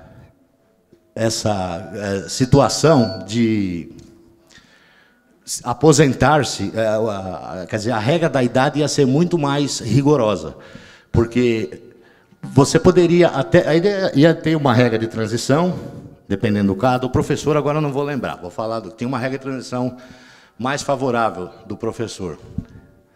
Mas o fato é o seguinte, veja só como a coisa pega, né? Com 25 anos de contribuição, você já poderia aposentar, mas você receberia 70% do seu salário, da média do seu salário, certo? A conta ia aumentando aqui, à medida que você passasse dos 25 anos de contribuição. Então, era 1,5% ao ano. 1,5% por ano que ia exceder 25 anos, até o limite de 5 anos, até fazer 30 anos de contribuição. Depois de 30 anos de contribuição, 2% até o limite de 5 a 10 anos. Passando de 10 anos, 2,5%. Então, a coisa ficaria assim, ó. Com 25 anos de contribuição, 70% da média. Com 30 anos de contribuição, 77,5% da média. Com 35 anos de contribuição, 87,5% da média. Então, só com 40 anos de contribuição, aqui seja homem ou seja mulher, que você conseguiria ter 100% da média, não era o último salário, né? Isso aqui ainda ficou, né? A senhora achou que está ruim, era pior, porque era 49 anos de contribuição. Para o cidadão obter 100% de salário de benefício, ele teria que contribuir por 49 anos. Nem começando com 14, viu, Adriane? É um estímulo, a gente, na verdade, precisa. A reforma da Previdência precisa fazer, precisa. A coisa está... Agora, a gente tem que pleitear, reivindicar dos nossos governantes que façam uma reforma da Previdência, levando em consideração o que a Constituição comanda. A Previdência é um regime de solidariedade, é verdade. Não é? Nós contribuímos para quem está inativo, é a ideia da Previdência, não é isso? Não é um regime de capitalização como em outros países, ou seja, eu guardo o dinheiro numa poupança para daqui a 30 anos eu tirar. Nós elegemos a solidariedade como nosso pilar de resguardo previdenciário. Mas esse dinheiro ele tem que ser usado para o nosso sistema, não para pagar juros de dívida, né? Ninguém está falando para não pagar juros de dívida, mas não com esse dinheiro aqui, pague com outro. Pague com outro, não é isso? Porque... E outra coisa, é um grande negócio para a instituição financeira, plano de previdência complementar. Tem umas contas aqui. Acabou? 1 minuto? Hã? Finais, tá. Isso aí quer dizer o quê? 1 minuto? Tem uma conta aqui no meio. Esses slides serão disponibilizados aos senhores também, né? A Matra disponibiliza, né, Patrícia? Tem uma conta rápida que eu fiz aqui, que para vocês terem uma ideia de como é a capitalização do dinheiro. Cidadão que ganha um salário mínimo, depositar 10% do salário dele, mais 20% do empregador. Na verdade, 8 e 20, dá 28%. Durante 35 anos, no final desses 35 anos, ele vai ter amealhado lá 1.000 salários equivalentes ao dele. Você coloca numa poupança 1.000 salários, dá 5. O cara não precisa de 5, ele precisa de 1. É evidente que isso é uma conta simplista? Porque alguns não contribuem 35 anos, né? O cidadão começa ganhando salário mínimo, termina ganhando 10, 12, 20, tomara, né? Deus que abençoe, porque isso é importante, todos queremos progredir. Tudo isso é verdade, mas a conta, a capitalização ela é muito efetiva, o dinheiro aumenta muito. Você coloca isso na mão de uma instituição financeira, daí vocês veem um grande interesse de que a previdência pública seja cada vez mais deixada de lado. O grande problema, para encerrar definitivamente, é que, da maneira como a coisa vai andando, eu receio, e alguns receiam, que nós não vamos ter previdência nem pública e nem privada, nem para aposentado, porque a arrecadação previdenciária está simplesmente se esgotando. A reforma trabalhista, o nosso colega o Dr. Maurício vai falar a respeito aqui. Não vou entrar no tema dele, mas apenas para esclarecer que, em vez de criar empregos, reduziu, se não o número, o ganho médio e reduziu drasticamente a contribuição previdenciária. Porque hoje está cheio de intermitente, de PJ, de SJ, não sei o que da J, e ninguém contribui para a Previdência, né? Ou seja, a tendência é a coisa se agravar. Então é nisso que nós temos que pensar. Peço desculpa se eu exagerei aqui nas brincadeiras. Espero que... eu acho que eu deixei de passar muita coisa, mas o tempo é curto, mas nas escolas a gente vai ter mais tempo de falar com calma, e nós estamos à disposição na Matra para qualquer dúvida lá. Muito obrigado, boa noite.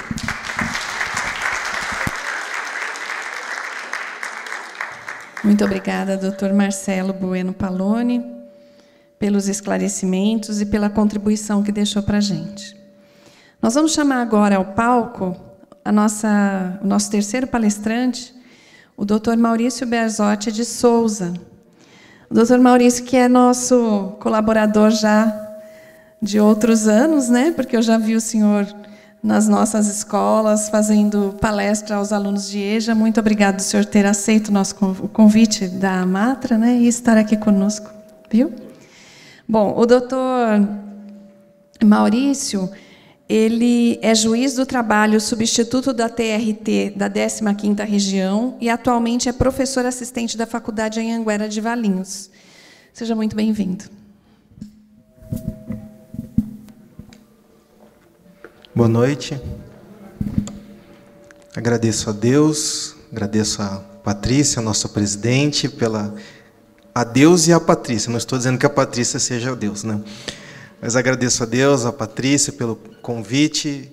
É sempre bom voltar para Indaiatuba. Eu tive a alegria de trabalhar por aqui. E até penso em fazer alguma visita, eventualmente, saindo aqui do evento, na padaria suíça, enfim. Porque a gente tem que matar a saudade, né?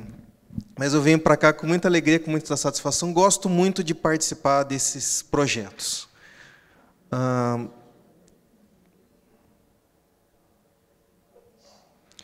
Nós vamos fazer alguns comentários sobre a reforma trabalhista, e eu confesso que eu me vi numa situação complicada, porque a reforma trabalhista é muito extensa, e aqui entre nós, não comentem com os outros, até nós que precisamos decidir a reforma trabalhista temos dúvida do que fazer em alguns casos. Eu identifico no texto da reforma trabalhista, que foi aprovado de uma maneira muito rápida e sem maiores discussões com a sociedade, diversas dificuldades técnicas. E aqui não é uma questão ideológica, de partido, não é isso. A lei realmente apresenta problemas. O texto ele não é muito bom. E eu pensei, bom, o que eu posso falar para os formadores de opinião, para os professores? Ao invés de abordar institutos da reforma trabalhista, então, ao invés de falar de trabalho intermitente, remuneração, as questões de jornada, eu quero dar um panorama sobre o que é a reforma trabalhista. Parece até que eu combinei com o Paloni, mas não foi combinado, não. Mostrar o que a reforma trabalhista é na prática. Porque a gente ouve muitos comentários, muito senso comum. E eu busquei levantar dados sobre a reforma trabalhista. Mas, afinal de contas, o que é isso que se convencionou chamar de reforma trabalhista? A reforma trabalhista nada mais é do que um conjunto de alterações na CLT e em outras leis, decorrentes da Lei 13.467, de 2017. A partir do dia 11/11 de 2017, essa lei passou a vigorar, passou a produzir efeitos, e, com isso, passaram a valer as alterações na CLT e nesse conjunto de leis. Foi editada 2 dias depois do início da vigência da lei trabalhista, e direito do trabalho, gente, no Brasil é só para os fortes. A gente mal tinha acabado de começar a estudar a lei da reforma trabalhista, 2 dias depois veio uma medida provisória, que foi a medida provisória 808, de 2017, com alterações importantes. O problema é que, por uma aparente falta de diálogo entre executivo e legislativo, essa medida provisória não foi votada dentro do prazo, e ela caducou. Então, nós tivemos, durante o período de vigência da medida provisória, durante o período em que ela pode funcionar até ser votada, as regras da medida provisória. Atualmente, essas regras não valem mais. Então, a gente tem, para algumas pessoas, por exemplo, que foram contratadas em outubro de 2017 e trabalham até hoje, em teoria, 3 regimes jurídicos para analisar. Um antes da Lei 13.467, o da Lei 13.467 e o da medida provisória 808, enquanto a medida provisória 808 vigorou. Então, a gente está vendo que é um negócio bem complicado, né? Bom, são aproximadamente 270 modificações. Eu tive a pachorra, Paloni, de fazer essa conta hoje. Eu abri a lei, eu não fui contando artigo por artigo, mas eu usei os recursos que a informática nos propicia, e fiz uma conta daquilo que tinha de alterações com alguns critérios de inclusão e de exclusão na conta. São aproximadamente 270 alterações. Não quer dizer que são 270 artigos novos. A gente tem alterações em parágrafos de artigos, em incisos, mas aproximadamente 270. Qual a ideia geral da reforma trabalhista? Já que eu não vou abordar os tópicos, a ideia geral é a de permitir que os trabalhadores possam dispor mais ou negociar mais com o empregador. A ideia do acordo, da composição, é muito presente na lei da reforma trabalhista, tanto individualmente quanto em âmbito coletivo, por intermédio de sindicato. Foram feitas 3 grandes promessas. Na verdade, foram feitas várias promessas, mas eu destaquei as 3 principais. E é a partir disso daqui que eu quero desenvolver o nosso raciocínio, até porque o tempo ele é bastante curto. 3 grandes promessas com a lei da reforma trabalhista. Nos prometeram, primeiro, a redução do desemprego e da informalidade. Segundo, nos prometeram um aumento dos rendimentos dos trabalhadores. E terceiro, uma diminuição da quantidade de ações trabalhistas. Essas são as promessas. E a gente ouve muitos comentários, lê muita coisa na internet, vê muita coisa na TV.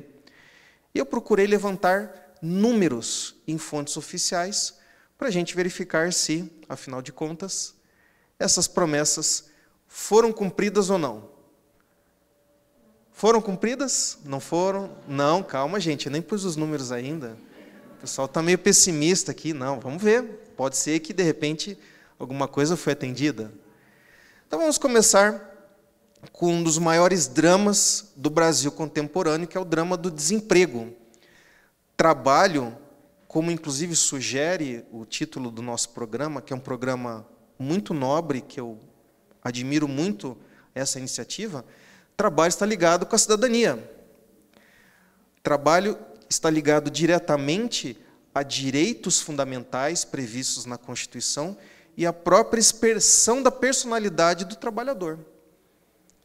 E, vivendo um contexto de desemprego muito elevado no Brasil, essa foi uma promessa. Olha, a gente vai trazer uma lei, segundo foi anunciado, mais moderna, e com isso nós vamos reduzir desemprego e vamos trazer as pessoas da informalidade para o trabalho formal. Então, vamos ver o que a gente tem de concreto nesse sentido. Claro que a gente pode fazer essa análise usando vários critérios de pesquisa e de estatística. Eu procurei jogar simples. Eu peguei o segundo trimestre do ano passado e comparei com o segundo trimestre deste ano, porque são os números de fontes oficiais que a gente dispõe. Eu fui até o IBGE e utilizei a PNAD, a Pesquisa Nacional de Análise de Domicílios, a PNAD continuada. E o último dado, o último fechamento que eu encontrei na PNAD foi até junho de 2018. Então, a gente tem um comparativo entre o período até o segundo trimestre de 2017 e o segundo trimestre de 2018. Vamos começar com o dado da taxa de desocupação, que é anunciado para nós no jornal, na mídia, na internet, como desemprego. O que é taxa de desocupação segundo esse critério estatístico?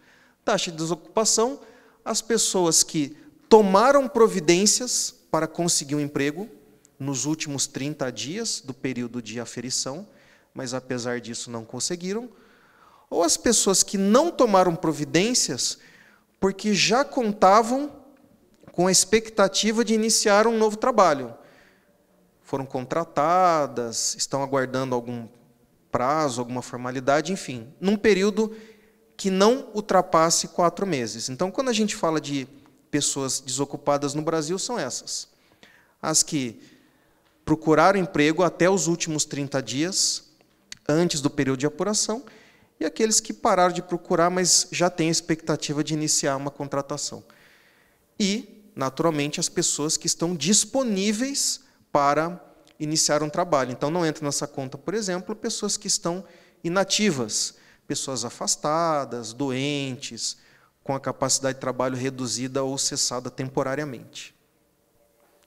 No ano de 2017, essa taxa, esse índice, era de 13%.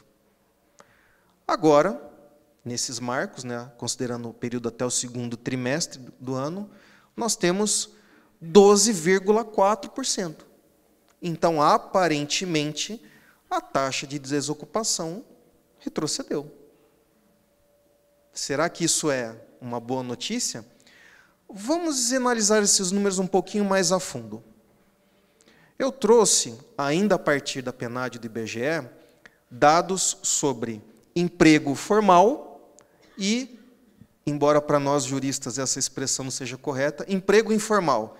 Emprego com carteira e emprego sem carteira. Vejam, a quantidade de empregados com carteira de trabalho até o segundo trimestre de 2017.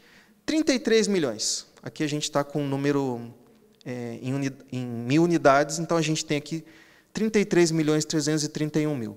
Em 2018, 32.834.000. Então, a primeira coisa que a gente verifica, com dados estatísticos de fontes oficiais, é que a quantidade de empregos com carteira assinada reduziu. E, pessoal, convenhamos, reduziu bastante. E empregados sem carteira assinada, ou seja, pessoas que, para o direito, são empregados, mas que, apesar disso, trabalham na informalidade. De 10.600.000 para os atuais 10.900.000.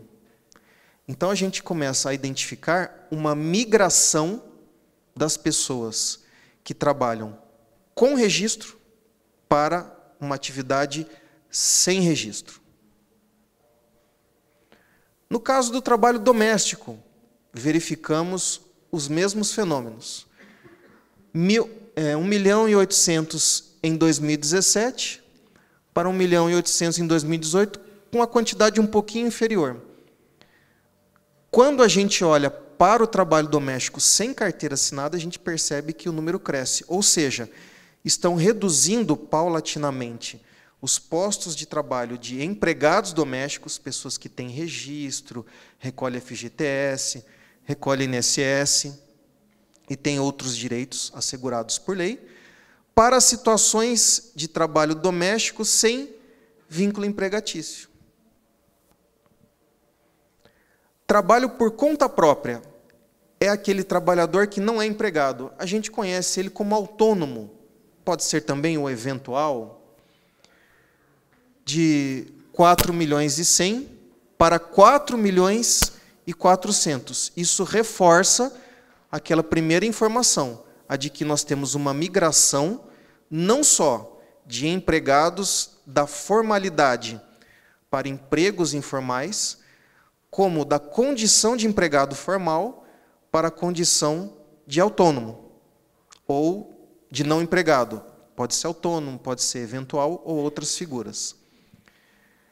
Isso com CNPJ.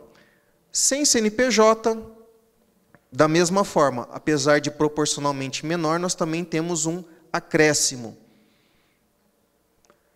Ou seja, está claro pelos números que no contexto da reforma trabalhista há uma migração das atividades formais para o campo das atividades informais. Isso é bom ou é ruim? Porque falar só sobre números, aliás, e que o meu professor de matemática fique desde já isento, foi um ótimo professor, mas juiz, falar de matemática não dá muito certo, a gente fazer conta. Mas, gente, é bom ou é ruim isso? Depende da consideração que nós fizermos. Uma característica muito clara da passagem do trabalho formal para o trabalho informal é a previdência. Quando você trabalha de maneira formal, geralmente você tem recolhimento de INSS, de previdência. E, na maioria dos casos, na folha.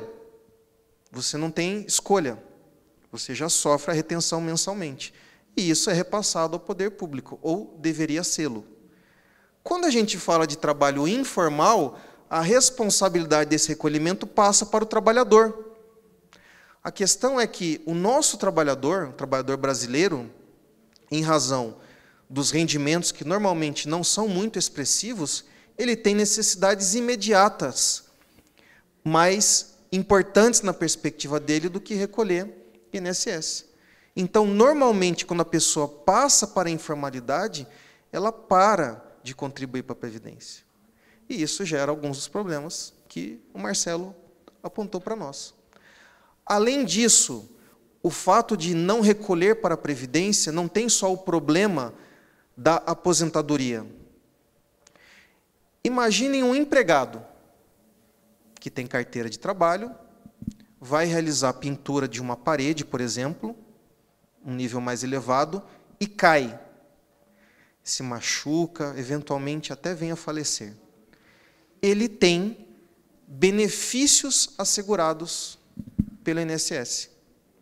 Ao passo que aquela pessoa que trabalha de maneira informal e não tem recolhimento, não tem relacionamento jurídico com o INSS, não tem essa proteção. Então, se trabalha, cai e se machuca, para de trabalhar e não tem renda. Se morre, não deixa pensão para os seus herdeiros. Então, me parece que essa migração do trabalho formal para o trabalho informal, em aspectos gerais, ela é ruim.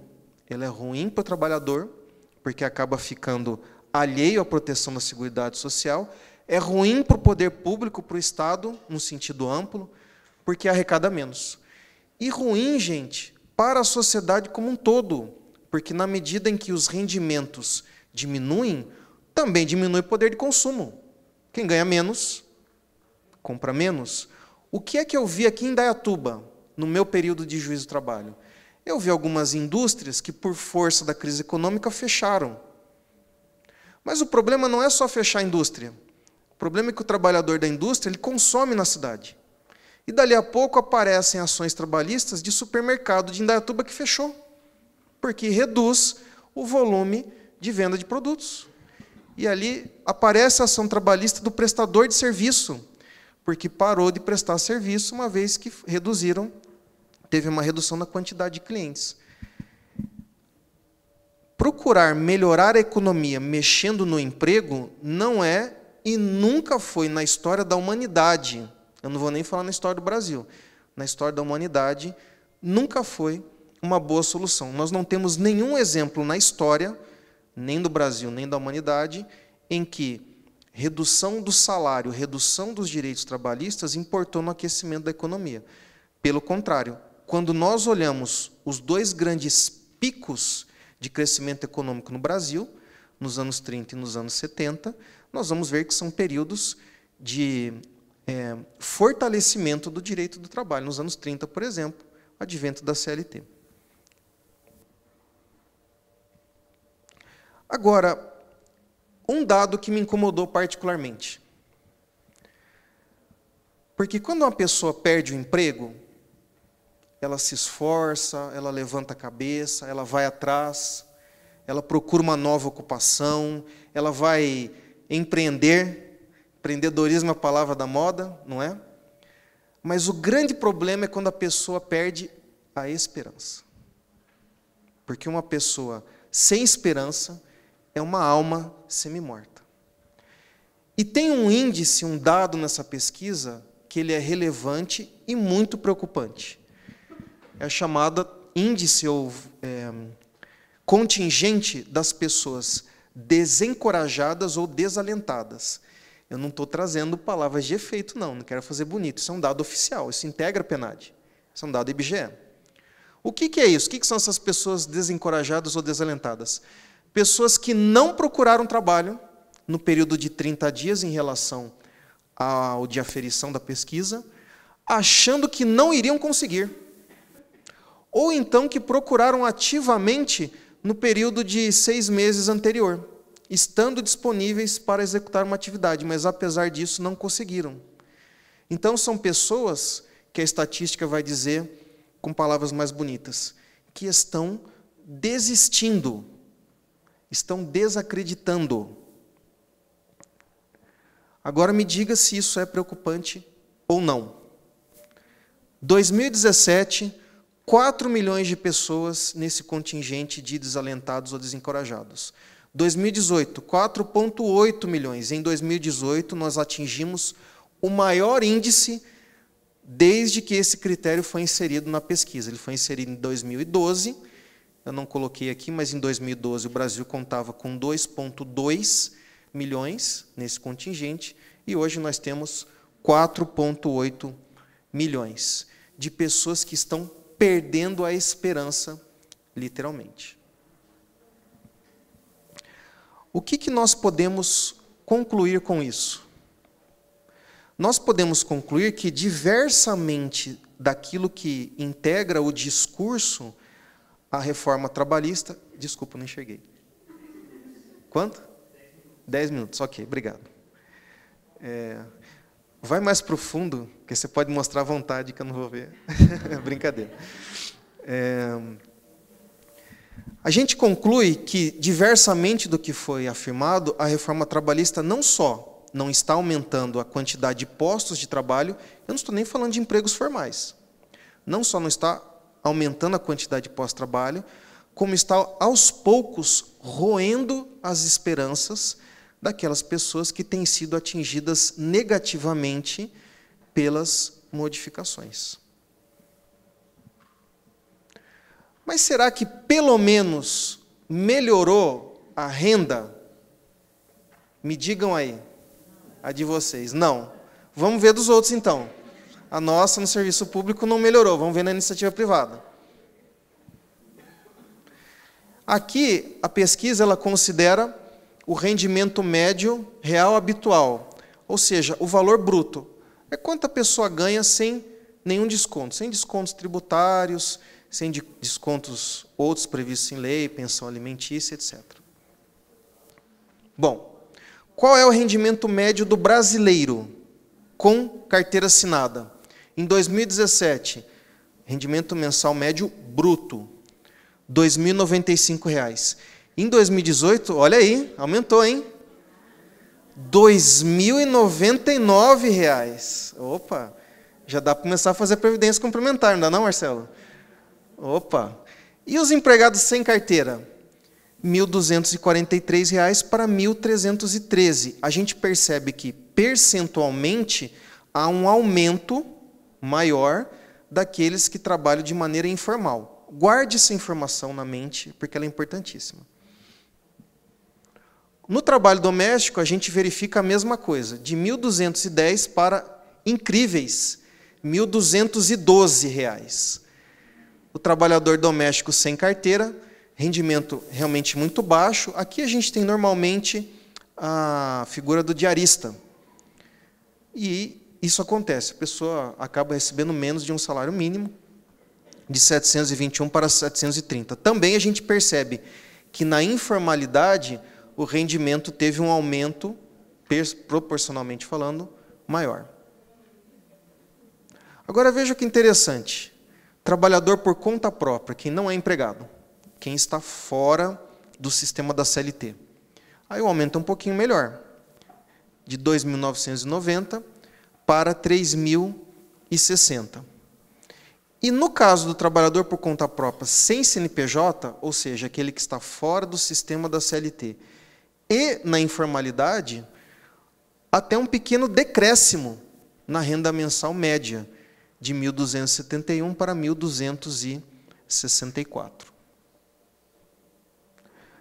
Percentualmente, os acréscimos são pequenos. Eu coloquei interrogação porque, para a gente dizer que algo é grande ou pequeno, nós temos que adotar um determinado parâmetro de comparação.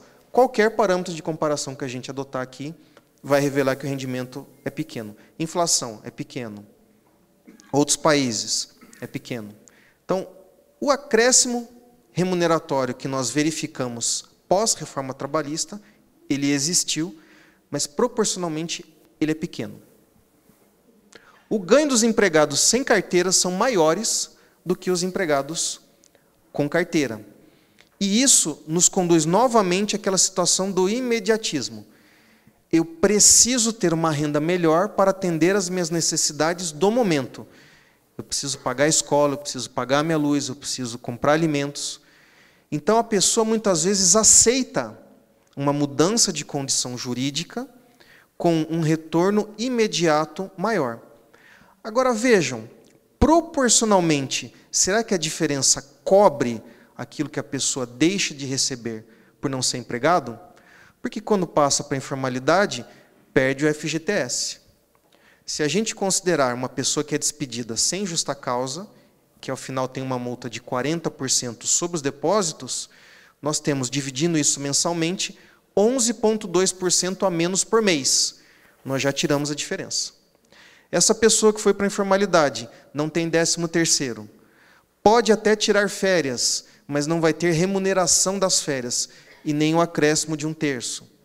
Além de outros direitos previstos na legislação trabalhista. Ou seja, o que eu quero dizer com isso é que, em troca de um acréscimo uma condição um pouco melhor, imediata, o trabalhador que tem abrido mão do sistema de proteção da CLT, ao final, ele está ganhando menos. Ele faz isso em razão da necessidade, porque ele precisa do dinheiro imediatamente, mas, no contexto, ele acaba sendo prejudicado em termos financeiros. A melhor situação é dos trabalhadores por conta própria com o CNPJ. Por quê? Em razão do regime tributário. Quando a pessoa trabalha como PJ, o recolhimento de imposto de renda é menor. Então, não significa necessariamente que a pessoa está ganhando mais. Ela está recolhendo menos. E tem todas essas outras situações que eu enumerei. 13º, férias, etc. O meu cunhado, por sinal, Patrícia, eu dei esses dias o exemplo do meu cunhado numa palestra, falei no almoço em casa, aí minha irmã falou, você falou do Reinaldo? Eu disse, falei, mas não fala do Reinaldo. Eu falei, tá bom, então não vou mais falar do Reinaldo nas palestras. Então não vou falar do Reinaldo, vamos falar de uma outra pessoa. Uma pessoa fictícia, um dia no almoço de família, disse assim, gente, eu preciso ir embora, porque eu tenho horário para falar com o meu chefe. Aí eu olhei para o Reinaldo, quer dizer, para essa pessoa fictícia, eu falei, como assim falar com o seu chefe? Você não é PJ? Você não trabalha como pessoa jurídica? Eu trabalho, mas o meu chefe marcou horário, tem que ir lá cumprir horário. Ora, quem trabalha como pessoa jurídica não tem chefe, não tem que cumprir horário. É a pessoa que trabalha por conta própria. E por que eu gosto de usar esse exemplo? Qual a razão da mudança no caso dele? Foi justamente para pagar menos imposto de renda e, com isso, ter um pequeno acréscimo remuneratório. Mas, em contrapartida, sem FGTS, sem 13º, sem férias, e trabalhando como se empregado fosse. Porque a grande questão é essa. A gente forja uma situação, documenta uma situação que não é real, em troca de um benefício imediato, mas isso acaba prejudicando o trabalhador em termos concretos. Bom, para a gente encerrar, daqui a pouco vem outro bilhetinho, a diminuição da quantidade de ações trabalhistas. As notícias, esse é um dado muito difícil de levantar, porque o Poder Judiciário normalmente fecha sua estatística ao término de cada ano. Então, não consegui acessar uma estatística oficial completa para fazer um comparativo. Mas as notícias dão conta de uma redução de aproximadamente 39%. Bom, já me disseram por aí que juiz trabalha pouco. Juiz, terça-feira, quarta-feira, né?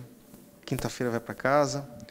A Justiça do Trabalho, com os seus aproximadamente 5.000 magistrados, recebeu no ano passado 3.900.000 ações novas, fora as ações que já existiam, que não haviam sido julgadas até o final do ano passado.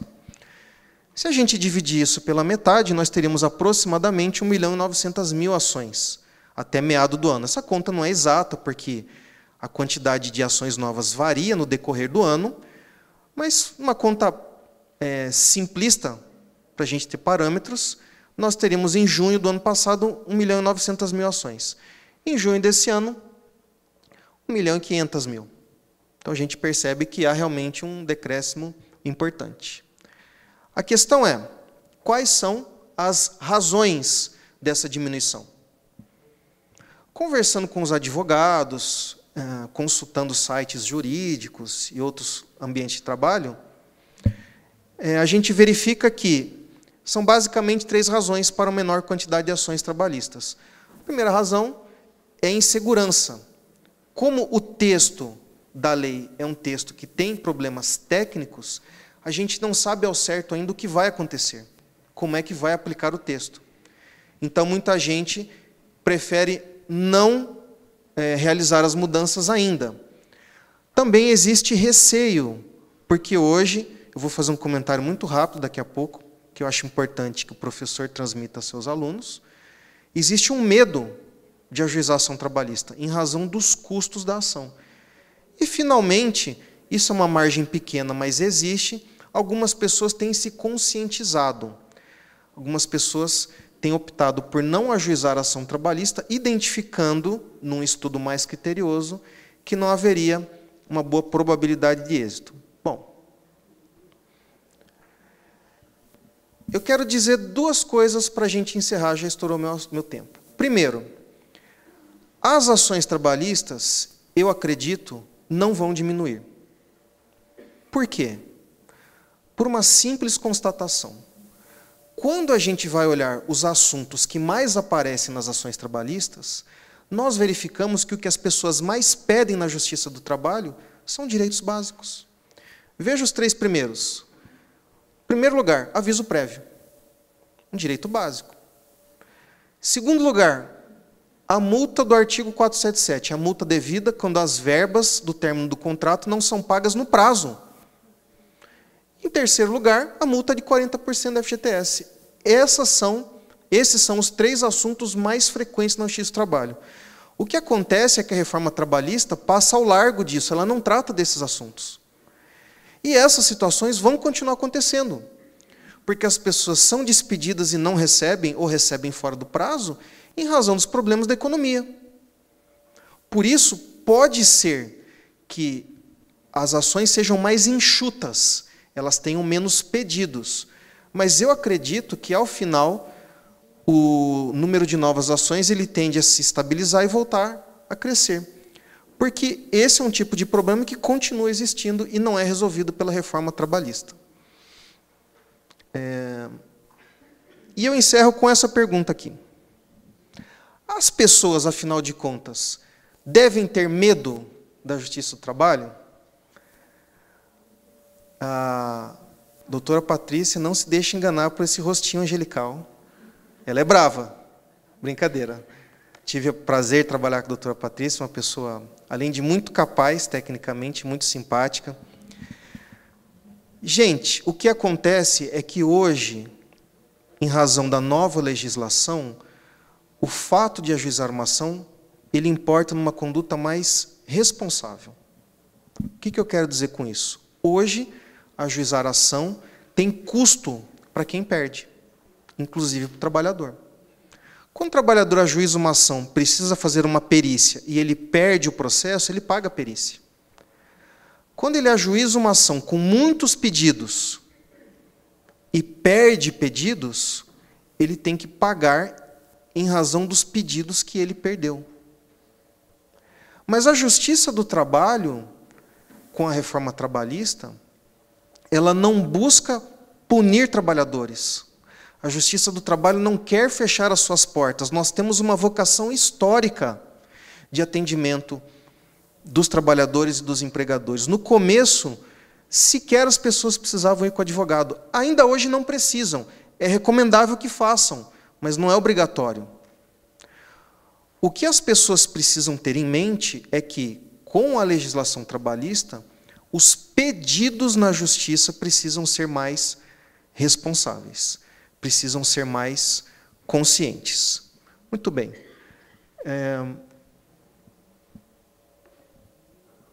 Para encerrar, depois de ver tantos números ruins, será que nós teríamos uma mensagem rápida de otimismo? Sim, nós teríamos. Nós temos oportunidade agora, como o Marcelo bem destacou, e eu também não vou fazer nenhum tipo de apologia, mas nós temos oportunidade de escolher os nossos representantes. Pense nisso com mais carinho. Se você, como eu, já assistiu a algum dos debates e sentiu aquela ligeira dor de barriga, aquela pontada aqui daqui, ó, na boca do estômago, e prometeu para você mesmo que não vai assistir o próximo, reflita sobre isso. Nós temos uma grande responsabilidade hoje com a escolha do próximo parlamento e da próxima presidência. E transmitam aos seus alunos essa ideia. Se precisarem da Justiça do Trabalho, ela vai atendê-los. Mas busquem a Justiça do Trabalho com responsabilidade. E não desistam. Muito obrigado.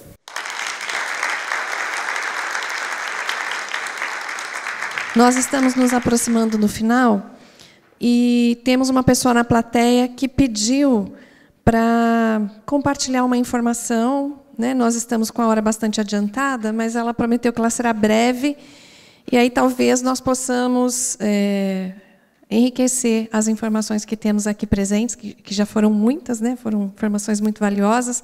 Lembrando que o projeto, o trabalho que nós estamos vivendo aqui hoje está sendo útil, essas informações, para os professores que estão trabalhando com a erradicação do trabalho infantil, em especial escolas de ensino fundamental regular, e os direitos e deveres do trabalhador com as escolas que trabalham com a EJA, que também colocam entre os conceitos trabalhados a erradicação do trabalho infantil. Então, a gente está atendendo tanto escolas de EJA quanto fundamental regular. Tá? Então, a senhora Flávia Araújo, ela é representante da comissão do PET, e também ela representa o Educandário Deus e a Natureza, que tem o programa de Jovem Aprendiz. E aí ela quer compartilhar uma informação, e aí a gente fecha com... Depois fecha com o sorteio do livro, tá bom? Uma boa noite a todos. Vou ser bem rapidinha mesmo. Então, como já foi dito, eu faço parte da comissão do PET, que é o Programa de Erradicação de Trabalho Infantil. Trabalho no Educandário, que é uma entidade formadora de jovens aprendizes. Sou conselheira do CMDCA de Indaiatuba. E, na verdade, eu vim pedir um apoio, né? Que hoje nós temos... O Jovem Aprendiz é um grande braço de apoio desse programa de erradicação. E nós estamos vivendo um momento muito sério. Até estava num dos slides ali da doutora Adriene, referente à redução das CBOs. Né? Nós estamos aí no dia 29 de agosto, depois de amanhã, vamos ter uma reunião em Brasília com as confederações nacionais da indústria, do comércio, da agricultura e do Senai, que reivindicam a redução das CBOs para cálculo de cota de aprendizes. Então, o que significa isso? Que as empresas hoje elas aplicam essa fórmula e excluem alguns CBOs que faz parte da lei. E, se aprovado essa mudança, serão excluídos mais muitos CBOs. E isso vai reduzir expressivamente a quantidade de aprendizes que as empresas irão contratar. Então, nós estamos muito preocupados, e eu não falo só da preocupação como entidade formadora, eu falo da preocupação como cidadã, por saber que o jovem aprendiz acaba sendo um caminho de transformação de vidas, e nós estamos com isso seriamente ameaçado. É uma questão que foi trazida pelo Fórum Paulista, que eu fui a semana passada, segunda-feira passada, e realmente um assunto bastante delicado, que tem nos trazido muita preocupação. Então, quem quiser se aprofundar um pouquinho mais, nós temos aí no Facebook do FEBRAEDA, que é a Federação Brasileira que apoia as entidades de socioaprendizagem, trazendo algumas informações sobre isso, e compartilhem, se possível, a hashtag Vote pela Aprendizagem, que é um movimento que está sendo feito para que essa força muito grande, que nós sabemos vai tá gerando um risco bastante severo, para que a gente possa ir de encontro a esses interesses que não são os interesses dos nossos jovens, com certeza. Então, eu agradeço, esse momentinho para compartilhar essa situação tão grave que nós estamos vivendo e vai prejudicar esse trabalho, justiça e cidadania que a gente tanto está buscando desenvolver. Obrigada.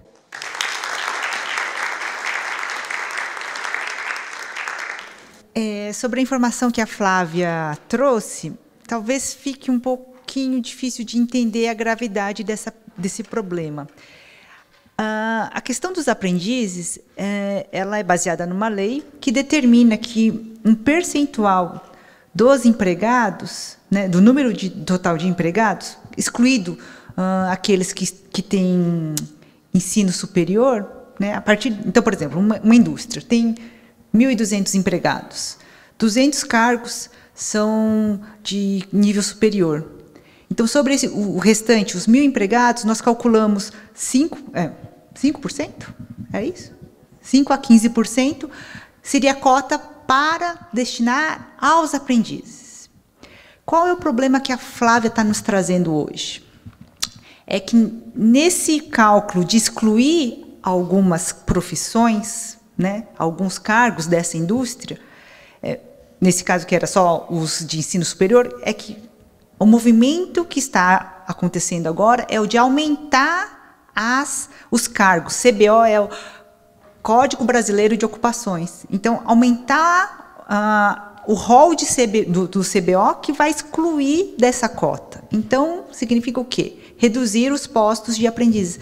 Isso realmente é grave, se for pensar na aprendizagem como uma forma de inclusão, que alia educação e trabalho, né? Um trabalho voltado para essa capacitação. Então, realmente, esse é grave. Obrigada por ter trazido, né? Eu não tinha nem conhecimento disso. Enfim, foi muito interessante.